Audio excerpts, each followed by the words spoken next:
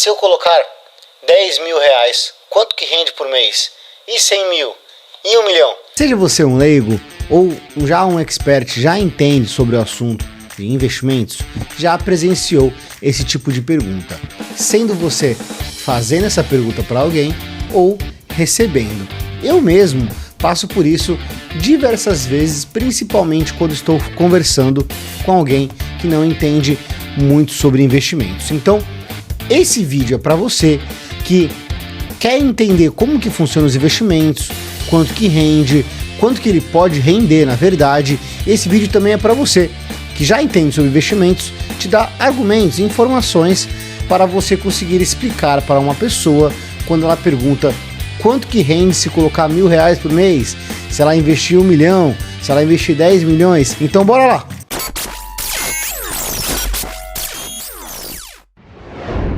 Antes de iniciar, aproveita, já se inscreve no canal, ativa o sininho para ficar por dentro de tudo. Então, todos nós temos o sonho de viver de renda, acumular uma certa quantidade de patrimônio que um dia vai viver de juros, né? Tão sonhada liberdade financeira.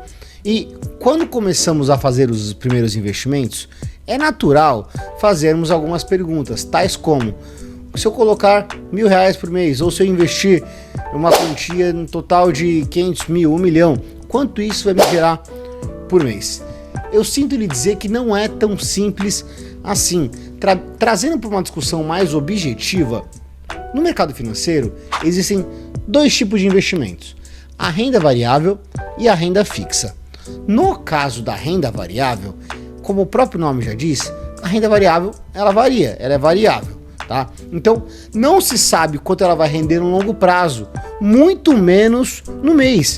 Então, quando a gente fala de viver de renda com renda variável, trazendo para algo mais palpável, né, que são as ações e fundos imobiliários, temos alguns caminhos, né, alguns critérios, como por exemplo, depende do lucro da empresa, ou seja, se a empresa está vendendo bem, se a empresa está lucrando bem, né, se a empresa está tendo uma boa gestão para conseguir transformar as vendas em lucro, né, se ela tem uma gestão para aumentar as vendas delas. Então, depende 100% do lucro da empresa, tá? Fora, para a empresa lucrar, depende até da economia do país, então só nisso já é algo dinâmico.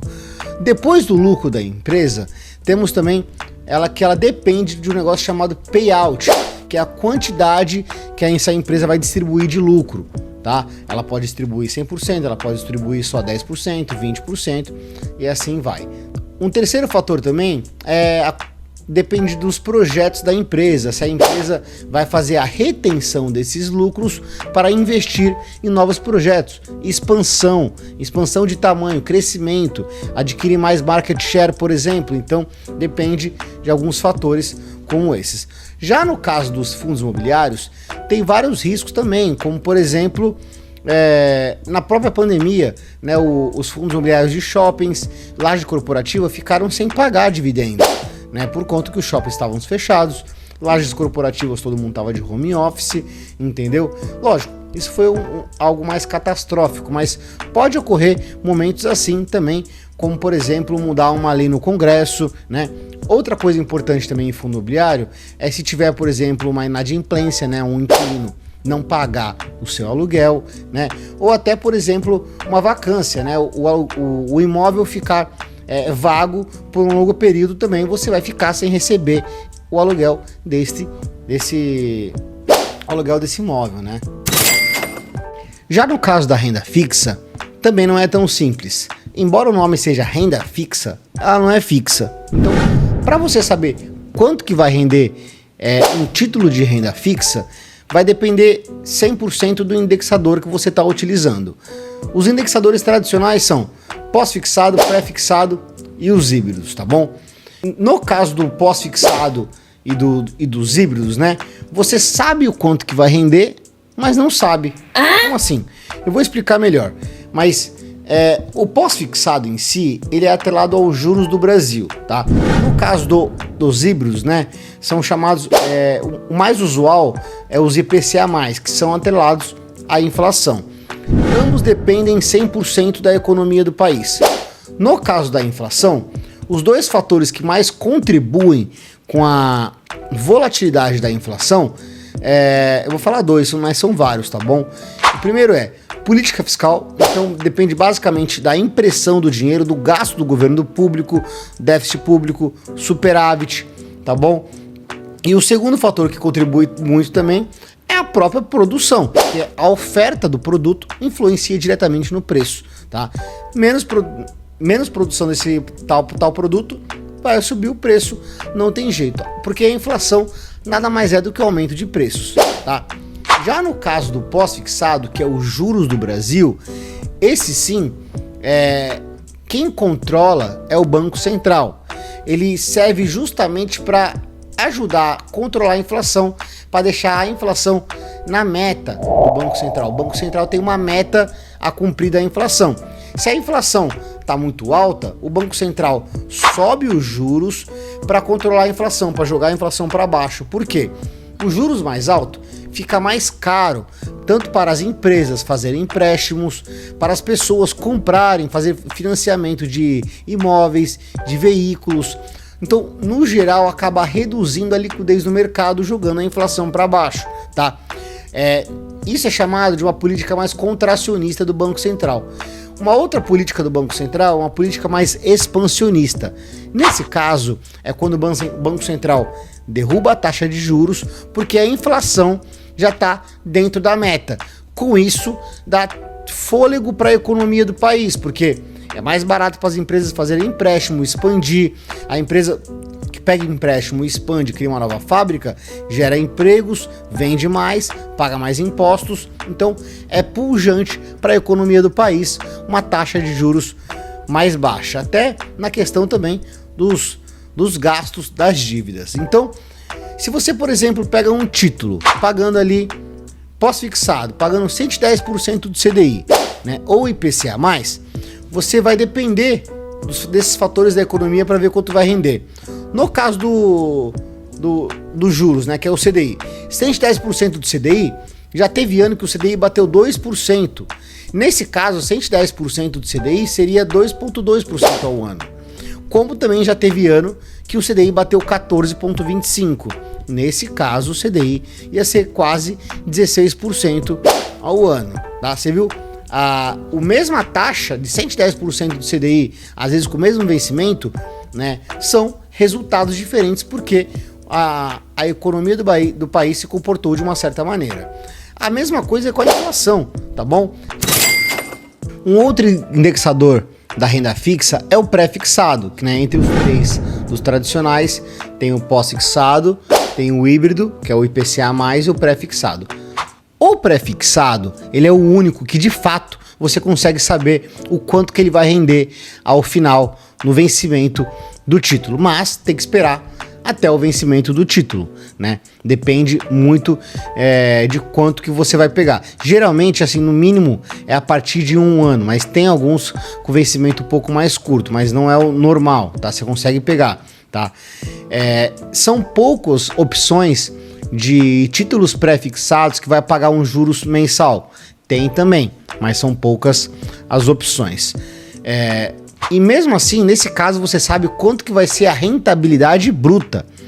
A rentabilidade líquida, você não sabe, porque vai depender 100% do tempo que você ficar investido, já que na tabela da renda fixa é regressiva. Então, quanto mais tempo você ficar investido nesse título, você vai reduzindo a alíquota de imposto. Então, mesmo tendo uma taxa fixa, depende, para você saber o resultado líquido, depende de quanto tempo você vai ficar investido nesse título, tá? Esse juros pré-fixado, ele se baseia basicamente também nos juros do Brasil, só que ele é fixo, tá bom? Por exemplo, na época que tinha lá os juros, o CDI bateu 2% ao ano, você conseguia pegar no máximo ali títulos pré-fixados pagando 6% ao ano. No mesmo caso que bateu aí o CDI 14%, você conseguia pegar títulos pré-fixados pagando 15%, 16%, 17% ao ano. Então, o pré-fixado também depende da economia, mas assim que você entra em um título pré-fixado, você sabe de fato quanto que ele vai render até o final. E se você esperar até o vencimento, só tem a variável do imposto de renda para você saber o líquido desse investimento. Quando fazemos investimentos com a finalidade de acúmulo de patrimônio, temos que ter algumas coisas em mente, algumas metas para estar batendo, como por exemplo, CDI, inflação, Ibovespa, S&P 500 e FIX, porque se a gente não souber onde a gente quer chegar, qualquer lugar tá bom, né? E para você saber se você está no caminho correto da sua liberdade financeira, eu vou deixar aqui um vídeo que eu falo tudo sobre planejamento financeiro aqui no card na descrição do vídeo. Então, se esse assunto te interessa, corre lá e assiste porque você vai gostar, tá? Já no caso de liberdade financeira, né, para a gente saber o quanto que a gente utiliza de rentabilidade em cima do patrimônio acumulado lá na frente, é um pouco mais complexo porque o nosso maior inimigo é a inflação, já que 1 milhão hoje vai ser diferente daqui a 20 anos. Se a gente olhar para trás, 20 anos atrás, 1 milhão hoje é equivalente a 3 milhões de reais hoje, ou seja, a mesma coisa que você comprava com 1 milhão de reais hoje, na média, hoje você precisa de 3 vezes mais, 3 milhões. E isso vai ser diferente também daqui a 20 anos. Então, o quanto que a gente pode utilizar de percentual de rentabilidade para a gente saber o quanto de patrimônio que a gente acumula na liberdade financeira. Uma boa rentabilidade para a gente utilizar é o próprio CDI. Se a gente pegar a média do CDI dos últimos 20 anos, por exemplo, é cerca de 11% ao ano.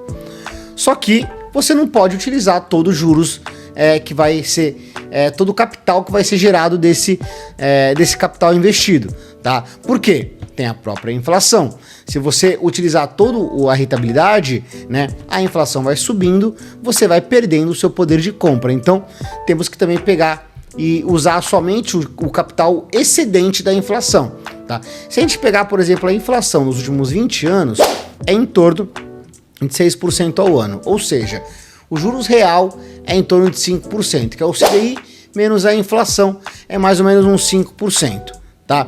Se formos mais criteriosos ainda e tirar aí um imposto de renda em cima disso, dá aí uns 4% ao ano, uns 0,35% ao mês. Mas, sem querer ser criterioso, só para dar, por exemplo, um norte, você utilizar 0,5% já seria, ao mês, né? Seria, por exemplo, um bom balizador. Ou seja, se você quer ganhar 10 mil reais por mês na sua liberdade financeira, na sua aposentadoria, você tem que acumular cerca de 2 milhões de patrimônio, tá? Então, pessoal, eu vou ficando por aqui. Se você gostou desse vídeo, já dá um like, já curte, comenta aqui se você gostou desse vídeo, se você tem uma sugestão de vídeo também, tá bom? Compartilha com quem você acha que vai gostar desse vídeo. E muito obrigado e tchau!